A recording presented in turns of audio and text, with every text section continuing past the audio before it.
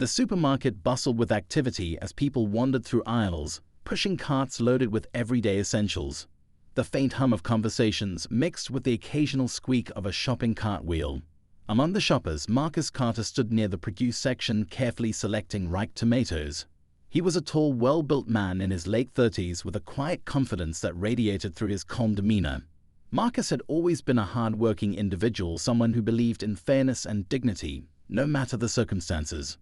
Across the store, two uniformed police officers, Officer Brent and Officer Myers, patrolled with an air of authority that bordered on arrogance. Their eyes scanned the crowd, not with concern for public safety, but with an edge that seemed to search for trouble. They were the type of cops who thrived on intimidation, often letting their biases cloud their judgment. For them, the badge was a tool to assert dominance rather than uphold justice. Marcus noticed their presence but didn't pay much attention. He wasn't one to look for trouble, and he certainly didn't expect it to find him here, amidst fresh fruits and canned goods. He reached for a bag of apples when he heard a voice behind him. "Hey you, what are you doing?" Officer Brent barked, his tone sharp and accusing. Marcus turned around, startled by the sudden confrontation. "Excuse me?" he asked, confusion evident in his voice. "You heard me," Brent snapped, stepping closer. "What are you up to?" "I'm shopping," Marcus replied calmly, holding up the bag of apples as if to prove his point. His composure only seemed to irritate the officers more. "Got any ID on you?" Myers chimed in, his hand resting on the holster of his belt, a subtle yet deliberate gesture. Marcus frowned, sensing the hostility in their demeanor. "Why do you need my ID? I haven't done anything wrong." Brent smirked, leaning in with an intimidating stare. "You look suspicious, that's why. Now hand over your ID." Other shoppers began to pause, their eyes darting toward the unfolding scene. Whispers spread like wildfire as people watched Marcus face off against the officers.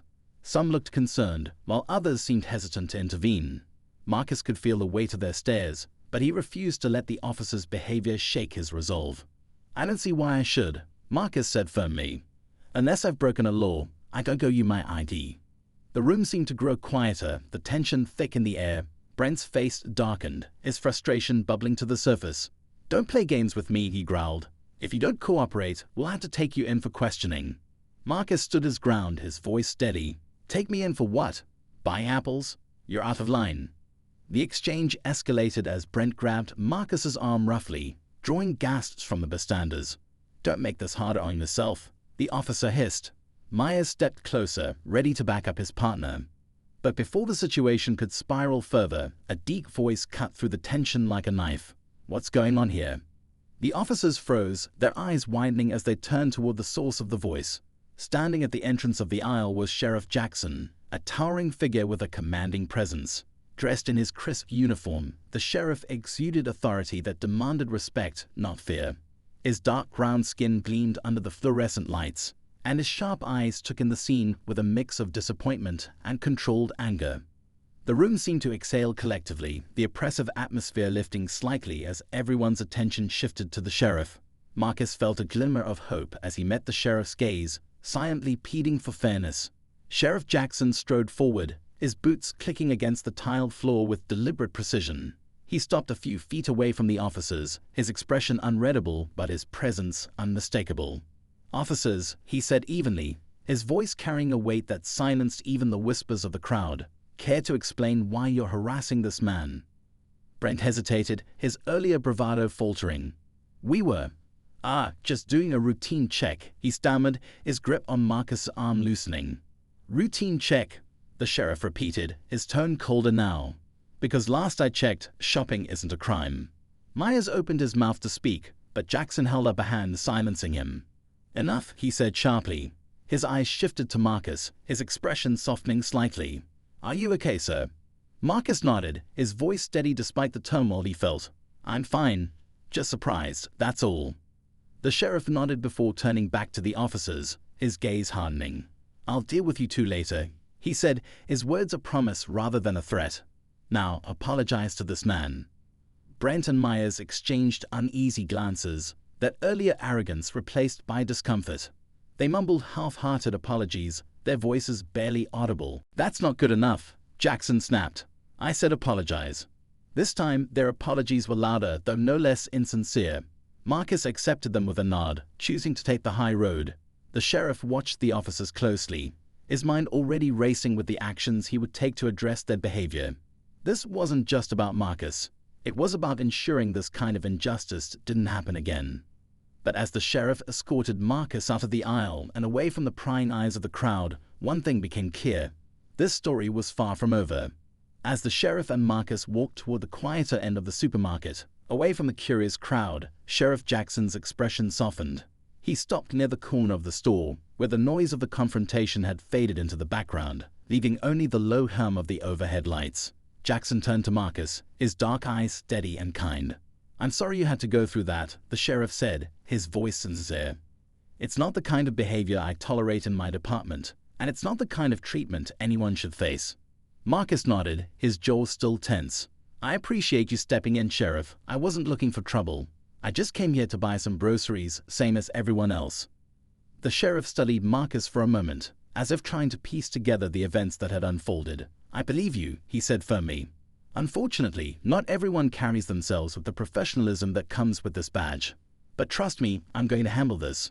Marcus let out a slow breath, some of the tension easing from his shoulders. "Thank you," he said quietly. "It's just, it's not the first time something like this has happened. People see me and make assumptions. They don't even know me, but they judge me anyway." Jackson nodded, his expression growing somber. "I get it. More than you might think. And I know how exhausting it can be, always having to prove yourself when you shouldn't have to." The sheriff's words carried weight, and Marcus felt a flicker of connection between them. It was clear Jackson understood more than he let on, that he walked a similar path before. Marcus glanced at the badge pinned to the sheriff's chest, and wondered how many times Jackson had faced the same prejudice he'd just encountered. As they spoke, Brent and Myers lingered near the front of the store, their postures stiff and uneasy.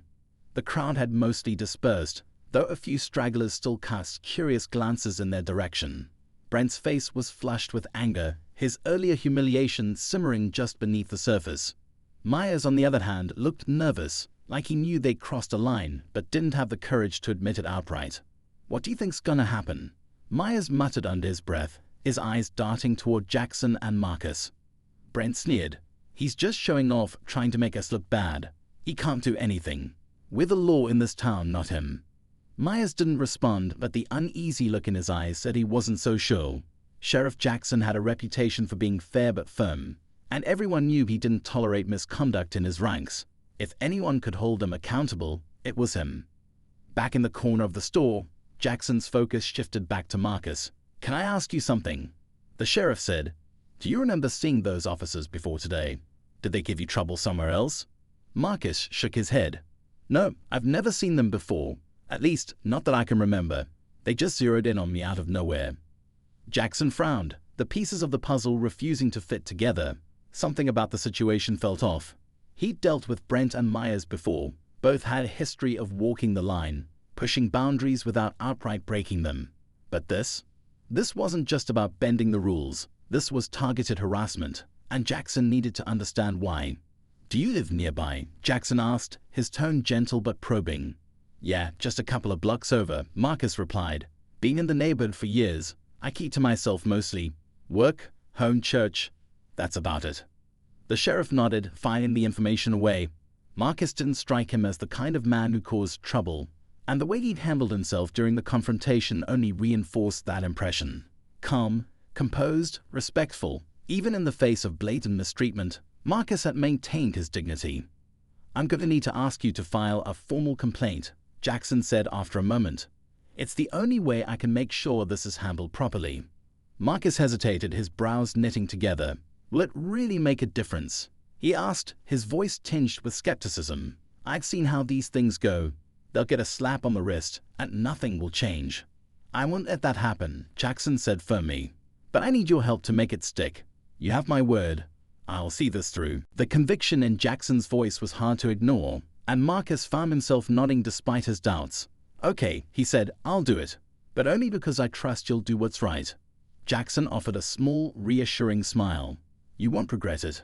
As they walked toward the front of the store, the tension between the officers and the sheriff was palpable. Brent straightened his posture, trying to regain some semblance of authority, while Myers avoided eye contact altogether. Jackson ignored them both, focusing instead on getting Marcus out of the store safely. "Marcus," Jackson said as they reached the exit, "I'll be in touch soon. And if you need anything in the meantime, anything at all, you let me know." Marcus nodded, offering a quiet thank you before stepping out into the crisp evening air. He felt a mixture of relief and exhaustion, the weight of the encounter still heavy on his shoulders. As he walked to his car, he couldn't shake the feeling that this wasn't the end of the story, that something bigger was at play. Inside the store, Jackson turned his attention back to Brent and Myers. "We're going to have a long conversation," he said, his voice low and measured. "But not here. Meet me at the station in an hour." Brent opened his mouth to protest, but the look in Jackson's eyes stopped him cold. The sheriff's authority was absolute, and Brent knew better than to push his luck, at least for now. As Jackson watched the two officers leave, his mind raced. He couldn't ignore the nagging suspicion that there was more to this incident than met the eye. He needed to dig deeper, to uncover the truth before the situation spiraled out of control. For Marcus, the night had left a mark he wouldn't soon forget, but for Sheriff Jackson it was just the beginning. He'd seen too much injustice in his lifetime to let this slide, and he wasn't about to start now. Whatever it took, he would get to the bottom of it, and he wouldn't stop until justice was served. Sheriff Jackson sat in his office later that evening, the faint hum of the ceiling fan doing little to break the heavy silence. The dim light from his desk lamp illuminated a stack of reports, but Jackson wasn't reading them. His mind was on the incident at the supermarket. No matter how much he replayed the scene in his head, he couldn't shake the feeling that there was more to it. Brent and Myers had always been rough around the edges, but this time their actions went beyond mere arrogance. It felt calculated, deliberate. He leaned back in his chair, running a hand over his face. His department wasn't perfect. No department was, but he had worked tirelessly to weed out corruption and prejudice during his tenure. Brent and Myers had been on his radar before, but their offenses had always been subtle, just enough to avoid real consequences. This time, they'd gone too far, and Jackson knew he couldn't afford to let it slide. Across town, Marcus sat in his small living room, staring at the bag of groceries he brought home. The apples, the tomatoes, they all felt insignificant now. His mind raced with thoughts of what had happened, how quickly things had escalated, and how helpless he'd felt in those moments. He tried to focus on something else, anything else, but his thoughts kept returning to the officers' sneers, the way they grabbed him, and the crowd's silence as it all unfolded. His phone buzzed on the coffee table, jolting him out of his thoughts. It was a message from his sister, Leah, who lived a few states away. "Just saw something online. Were you involved in an incident at the supermarket? People are talking." Marcus frowned, his heart sinking. He quickly opened a social media app and found a video already circulating. Someone had recorded the confrontation with Brent and Myers, and it was spreading fast. Comments flooded in, some supportive, others filled with vitriol. Marcus' chest tightened as he scrolled through the reactions. He hadn't wanted this kind of attention. All he wanted was to get through his day like anyone else. Meanwhile, Sheriff Jackson received a text from one of his deputies, a young officer named Elena Ortiz. She'd been monitoring the situation online and sent him the same video Marcus had just seen. "This is blowing up, Sheriff," the text read. "People are demanding answers." Jackson watched the video with a heavy heart. The footage didn't capture his intervention, only the officer's aggressive behavior and Marcus's calm resistance. While it painted a clear picture of Brent and Myers' misconduct, it also stoked the flames of public outrage. Jackson knew this could spiral out of control if he didn't act fast. At the same time, Brent sat in a dimly lit bar, nursing a drink and fuming over the day's events. Myers sat across from him, visibly uneasy. The bar was mostly empty, save for a few regulars who paid them no mind. "You see how he treated us," Brent muttered, his voice low but heated. "Like with the bad guys." Myers shifted in his seat, avoiding Brent's gaze. "We kind of were, Brent. We crossed a line." Brent slammed his glass on the table, drawing a glance from the bartender. "Don't start with that. We were doing our job. That guy was just looking for trouble, and Jackson is taking his side." Myers didn't respond. Deep down, he knew Brent was wrong, but he also knew better than to argue with him when he was like this. Brent had a temper, and it was best not to provoke him. Back at the station, Jackson called Elena into his office. She was one of the most diligent officers on his team, someone he trusted implicitly. As she stepped into the room, he motioned for her to close the door. "We need to handle this carefully," Jackson said, his tone serious. "The video's out there and people are watching. I need you to look into Brent and Myers. Everything. I want to know if there's a pattern we've missed." Elena nodded, already pulling out her notebook. I had my suspicions about them before, but nothing concrete. I'll dig deeper. Jackson sighed, his frustration evident. And make sure we're ready for whatever comes next. This isn't just about two bad cops. This is about trust between us and the community. As Elena left the office, Jackson leaned back in his chair, his mind racing. He couldn't shake the feeling that there was more to this than just a couple of officers overstepping their bounds. There was something deeper, something he hadn't uncovered yet. At the same time, Marcus sat on his couch, staring at his phone. The comments on the video were relentless, and he felt a mix of anger and despair. He didn't ask for any of this, but now it was all out there for the world to see. A knock at the door pulled him from his thoughts. He hesitated, unsure who it could be at this hour. When he opened the door, he was surprised to see Sheriff Jackson standing there, his hat in hand. "Sheriff," Marcus said, stepping aside to let him in. "I wasn't expecting you." "I figured you might have questions," Jackson said, his tone gentle, "and I wanted to make sure you were okay." Marcus nodded, leading the sheriff to the small kitchen table. They sat down, the air between them heavy with unspoken thoughts. "I saw the video," Marcus said finally. "It's everywhere." Jackson nodded. "I know. And I want you to know we're taking this seriously. But I also need you to understand that this might get messy. People are going to have opinions, and not all of them will be fair." Marcus let out a bitter laugh. "Fair? I stopped expecting fair a long time ago." Jackson studied him for a moment, his expression unreadable. "I'm not going to let this go, Marcus. Not this time. But I need you to trust me." "I'm trying," Marcus said quietly. "But it's hard. I've seen how these things play out." Jackson nodded, understanding the weight of Marcus's words. "Then let me prove you wrong." As the night wore on, the tension in the town grew. Whispers of protests began to circulate, and people from all walks of life took sides. Some supported Marcus, outraged by the officer's behavior. Others defended Brent and Myers, unwilling to question their authority. And as the storm brewed, Jackson knew he had to act fast. The truth was out there, hidden beneath layers of lies and excuses. All he had to do was find it, before it was too late. The following morning, the town was buzzing with conversations about the video. It was the only thing people could talk about, at the diner, at the gas station, even in line at the bank. The clip had taken on a life of its own, sparking debates about fairness, justice, and accountability. Marcus tried to go about his day, but it was impossible to escape the whispers and stares. Some people offered quiet words of support, while others avoided him entirely, as if his presence was a reminder of something they'd rather not confront. Sheriff Jackson was at the station, poring over the files Elena had compiled on Brent and Myers. The findings weren't surprising, but they were damning. Complaints of excessive force, allegations of biased behavior, incidents that had been quietly swept under the rug before Jackson took over the department. It was clear now that Brent and Myers had been operating unchecked for far too long. Elena knocked on the doorframe, her expression tense. "Sheriff, you need to see this," she said, handing him her phone. It was another video, this one showing Brent and Myers in a heated argument outside the bar the night before. The audio was muffled, but their words were clear enough. "They're out to get us," Brent was saying, his face flushed with anger. "That sheriff thinks he can make us the scapegoats, but are not going down without a fight." Myers looked nervous, glancing around as if worried someone might overhear. "Maybe we should just admit we messed up," he muttered. "It's not worth losing our jobs over." Brent grabbed him by the arm, his voice low but intense. "Don't be stupid. You think they'll let us off easy? They're going to ruin us, Myers. We stick together, or we're both done." Jackson set the phone down, his jaw tightening. This wasn't just about two bad cops anymore. Brent's defiance was a clear sign he wasn't going to back down, and Myers' hesitation made him unpredictable. The situation was growing more volatile by the minute. Later that day, Marcus received an unexpected visitor.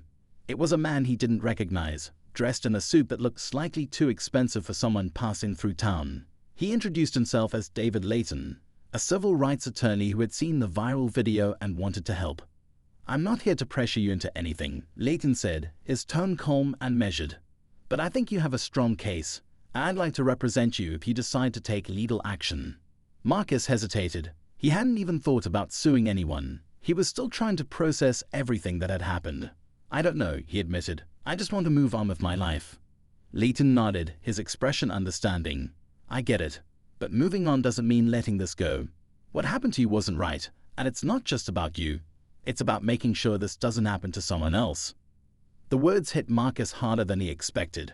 He'd spent so much of his life trying to avoid conflict, to keep his head down and stay out of trouble. But now trouble had found him anyway, and he wasn't sure if walking away was the right choice. At the same time, tensions were reaching a boiling point in the community. A group of activists had organized a peaceful rally in support of Marcus, while others planned a counter-protest to defend the police. Jackson knew he had to address the public soon, but he also knew he couldn't do it without first confronting Brent and Myers directly. That evening, he called them into his office. Brent arrived with his usual swagger, while Myers looked like he wanted to be anywhere else. Jackson didn't waste time with pleasantries. "I've gone through your records," he said, his voice cold and steady. "I've seen the complaints, the warnings you ignored, and now this." Brent crossed his arms, leaning back in his chair with a smirk. "Is this the part where you lecture us about accountability? Save it, Sheriff. We know how this works." Jackson's eyes narrowed, his anger barely contained. "Do you? Because it seems to me you've been playing by your own rules for far too long. That ends now." Myers shifted uncomfortably, avoiding Jackson's gaze. Brent, however, leaned forward, his smirk fading into a sneer. "You think you can take us down," he said, his voice low and threatening. "Go ahead and try, but don't think we're going down without a fight." Jackson held his ground, meeting Brent's glare with unflinching resolve. "You're right about one thing," he said. "This is going to be a fight, but it's not one you're going to win." As Brent and Myers left the office, the tension between them was palpable. Myers seemed on the verge of cracking, while Brent's defiance only grew stronger. Jackson watched them go, a storm brewing in his mind. He knew the next few days would be critical, and he couldn't afford to make a single misstep. The rally and counter-protest was scheduled for the next afternoon, and the town was bracing for chaos. Jackson spent the night preparing, coordinating with his deputies to ensure the events remained peaceful. But deep down, he couldn't shake the feeling that something was about to go terribly wrong. As the sun rose over the town, Marcus stood at his window, staring out at the empty streets. He felt a knot in his stomach, a mix of fear and determination. He didn't know what the day would bring, but he knew one thing for sure: there was no turning back now. The day of the rally arrived, and the air in the town was thick with tension. Early risers could already hear the murmurs of crowds gathering in the square. On one side, a group of peaceful protesters held signs advocating for justice and accountability. They chanted Marcus's name, their voices carrying a message of unity and change. Across the street, the counter-protesters were forming, their presence a stark contrast. Some carried signs defending law enforcement, while others wore expressions of open hostility. It was clear that emotions were running high on both sides. Sheriff Jackson stood near the courthouse steps, his deputies stationed strategically throughout the area. He'd spent the morning briefing his team on how to handle the situation. "We're here to keep the peace," he'd said firmly. "No matter what happens, we don't escalate. We de-escalate. Understood?" His deputies had nodded, their faces a mixture of determination and unease. Jackson knew the weight of the day rested squarely on his shoulders. Marcus, meanwhile, had been hesitant to attend. He'd spent the morning pacing his small apartment, debating whether to stay out of sight or face the growing crowd. Lee had called him again, urging him to be careful. "You don't owe anyone anything," she'd said. "Just keep yourself safe." But something in Marcus wouldn't let him hide. This wasn't just about him anymore. It was about standing up for something bigger. With a deep breath, he grabbed his jacket and stepped out into the cool morning air. As the two groups faced off in the square, Sheriff Jackson spotted Brent and Myers lingering at the edge of the counter-protest. They weren't in uniform, but their presence was enough to unnerve him. Brent stood with his arms crossed, his gaze sharp and calculating. Myers seemed more subdued, his eyes darting nervously between the crowd and Brent. Jackson made a mental note to keep an eye on them. The rally began with a speech from one of the organizers, a local pastor who spoke about justice, accountability, and the need for change. The crowd listened intently, their cheers of agreement punctuating his words. But as the energy on one side rose, so did the tension on the other. Counter-protesters began shouting over the speech, their voices a cacophony of anger and defiance. Marcus arrived just as the tension began to spill over. He kept to the edges of the crowd, unsure of where he fit in this chaotic scene. His heart pounded as he saw the faces of people he recognized, neighbors, co-workers, even the cashier from the supermarket. Some waved at him, offering encouraging smiles. Others looked away, their expressions unreadable. Suddenly, a loud commotion drew everyone's attention. A scuffle had broken out near the dividing line between the two groups. Jackson moved quickly, signaling his deputies to intervene. As he pushed through the crowd, he saw Brent at the center of the chaos, his voice booming as he confronted a young protester. "You think you're some kind of hero?" Brent shouted, his face red with anger. "You don't know what it's like to wear this badge to protect people who don't even respect you." The young man didn't back down. "And you don't know what it's like to be on the other side of that badge," he shot back. "To be treated like a criminal just for existing." Before the situation could escalate further, Jackson stepped in. "That's enough," he barked, his voice cutting through the noise. He turned to Brent, his tone sharp. "You're not in uniform, and you're not on duty. Stand down." Brent glared at Jackson, his jaw tightening. For a moment, it seemed like he might push back, but then he stepped away, muttering under his breath. Myers followed, looking as though he wanted to disappear altogether. As the crowd began to settle, another voice rose above the murmurs. "You need to hear this," someone shouted, holding up a phone. The crowd turned toward the speaker, a middle-aged woman who seemed visibly shaken. "There's a new video." The crowd fell silent as the woman played the video on her phone, holding it up for those nearby to see. It wasn't just a recording of the supermarket incident. It was footage from a body camera. But the shocking part wasn't what happened inside the store. It was what happened afterward. The video captured Brent and Myers in their patrol car, laughing and mocking Marcus after the incident. Brent's voice was clear and chilling. "Did you see his face? He really thought we were going to take him in. Guys like him need to learn their place." The crowd erupted. Gasps, shouts, and murmurs rippled through both sides, and the atmosphere shifted dramatically. Jackson felt his stomach drop. The footage was damning, more than he could have imagined. It was proof of their bias, their arrogance, and their blatant disregard for the oath they'd sworn to uphold. Brent, realizing the video was playing, lunged toward the woman holding the phone. "Turn that off," he shouted, his face contorted with rage. Jackson stepped in again, this time placing himself directly between Brent and the crowd. "That's enough," Jackson roared, his voice filled with authority. "Brent, Myers, you're both done. Get out of here before I have you escorted out." Brent hesitated, his fists clenched, but the growing hostility from the crowd left him no choice.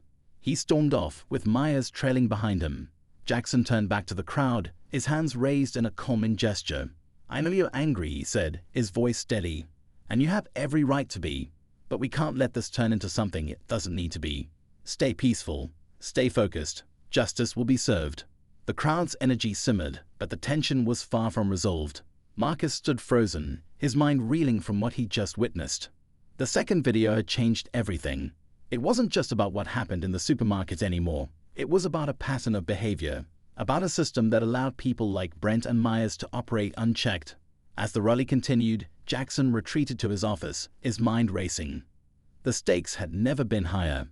The video had lit a fire he couldn't contain, and now he had to figure out how to navigate the fallout. The truth was out there, raw and undeniable, and was only a matter of time before it consumed everything in its path.